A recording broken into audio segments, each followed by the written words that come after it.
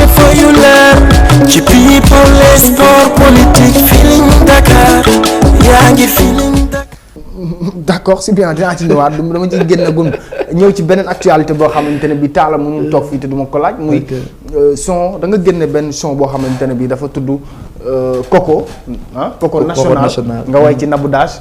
donc ak borom këram Ndiaw Fall. lan mooy sa relation déjà ak Nabou. waa xam nga Nabou c'est notre Dash national. kooku yàlla moom moo def mu nekk jigéen gu mën góor. ni ma ko xamee parce que man mën naa ne nit ki tant que fréquenté woo ko doo ko xam. dama ko fréquenté Nabou elle a plus de 11 employés yoo xam ni ce sont des sénégalais. ah bon yoo xam ni moom moo leen di fay. donc te xam nga nit ki nga xam ni yàlla dafa jël wërsëg jox la ko dénk la ko nga nekk jullit tijji ay société donc di contribuer ci sa réew parce que tey 11 employés ku ci nekk tey bu fayee ko 100 000 wala 150 000 wala 300 000 njabootam di ko lekk yow mee di ko fay yàlla du la bàyyi. donc mu nekk ku baax yor xol bu rafet parce que man des fois. xam ne Nabou bi gars yi di gis ci réseau yi ak Nabou bi ne ci télé bi man ak Nabou man bu may gis man c'est différent quoi moo tax nit ki boo ko xamul du ko owee da ko owee ça veut dire lan nga bëgg a wax foofu. donc lan nga bëgg a wax ci Nabou bi ñuy gis ak bi nekk nii tey. nit ku baax la nit la koo xam ni lu mu la bëgg a wax la lay wax nit nga koo xam ni xolam dafa weex dafa set donc te Nabou nag xanaa xamoon Nabou Sénégal ñoo koy wër waaye man lay wër. loolu la yàlla dogal donc rawatina aussi suma papa suma xarit Ndiaw Fall donc borom le monde à Dakar donc moom it muy sam papa. dit ñoom seen divorce gi ñu fi annoncé woon nag. mais est-ce que xam nga ni Nabou moo gën a neex ci àdduna yow Nabou dafa neex ba divorce maa gënoon tiit sax man daal maa toog suma kër ba si ngoon sax benn copain envoyé ma photo bi envoyé ma benn photo bu Nabou bind remercier ñëpp. waaw.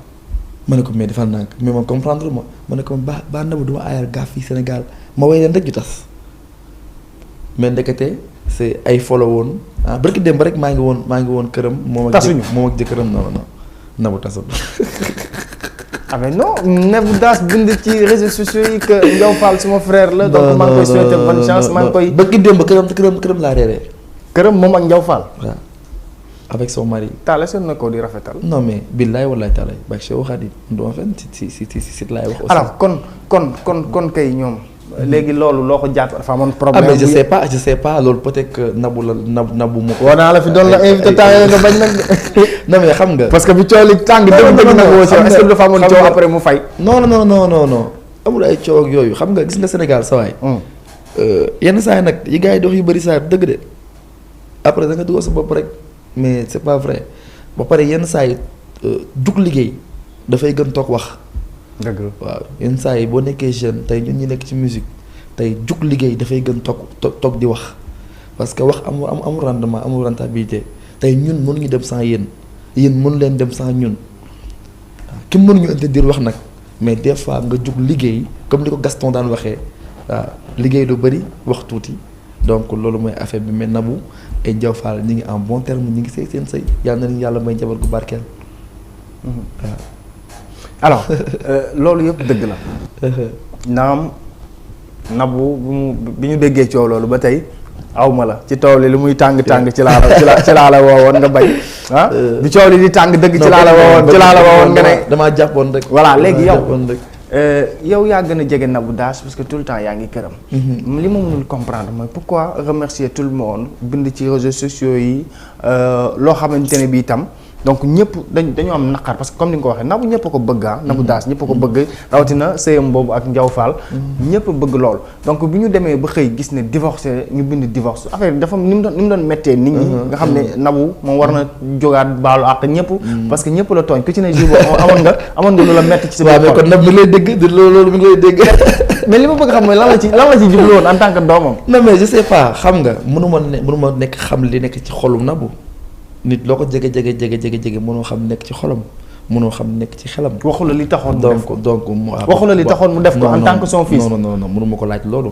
yaa may dégg man ni ko nit ñi gisee laa ko gisee bi ma demee këram aussi gis ko moo ko jëkkëram tooñ naa ko ñu reetaan happiness xam nga c'est ay feeling am la quoi Nabou c'est Nabou Buzz nga koy Nabou Buzz Nabou moom yàlla moom moo ko mooñaale loolu moom moo ànd ak cas ak yëngu xam nga donc peut-être moo xam bi tax mu defoon ko mais en tout cas mi ngi am bon terme ak jëkkëram suñu papa Ndiaw Fall. nit koo bëgg la moom Nabou Dash souvent sooy dégg. moi je l'aime bien sooy dégg souvent ay classe wala yenn yi. ci réseaux sociaux yi. nga xamante ne bii internet ak ni mu mel. yenn saa yi mu dégg lu ne lan la lay def yow. non man moom ay classe ça me fait rien. ça me fait rien man même nit bu gënoon ni taxaw dama daggal ay ndey sax ça me fait rien. war ngaa blende de. parce que xam nga tey le président de la République Macky Sall son excellence. moonu coiffé ñun réew mi bu ko neexoon ku ko saaga bu fekk ko këram jëli ko dëgg la mais Amadou Sall daf mën dégg ma lu ma déggul wallaay dëgg Amadou Sall li muy dégg ma du ma ko dégg donc comme que Amadou Sall doomu ndawal buur gi moo mën a muñ donc asamaak man mi ndaw mi nag nit ñaa ngi wax ci ba tey mercarato karkarato c'est vrai que nee nañu Talla dafa am fit Talla moom doon na bàyyi ba rek. non Talla doon na bàyyi ba. doon na maam góor nga xam ne fit waa rëy. mais Sénégal dama bëgg a xam lan la gars yi jàppee fit bu rëy.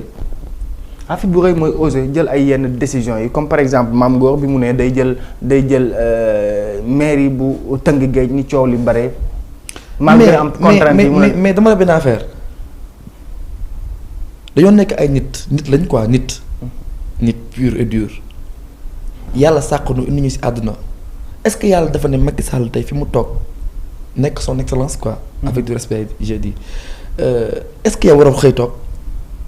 dëgg la mais war nga fa mën a xëy toog.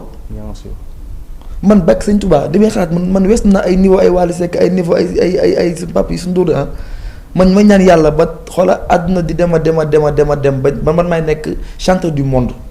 ma nekk chanteur bi nga xam ne monde bi benn chanteur la ñuy signalé Talla Diazaka lay tudd sama gëm-gëm la waa léegi sama gëm-gëm yow boo ñëwee yow ñàkk nga fay ne da nga am fit mais non amu fit damay liggéey je travaille képp koo gis muy liggéey am entreprise tey Feeling Dakar yàlla mën na def mu dem ba am télé nekk Feeling Dakar TV dem ba bokk ci télé yi gën a mag ci monde bi mais loolu du fit loolu liggéey la.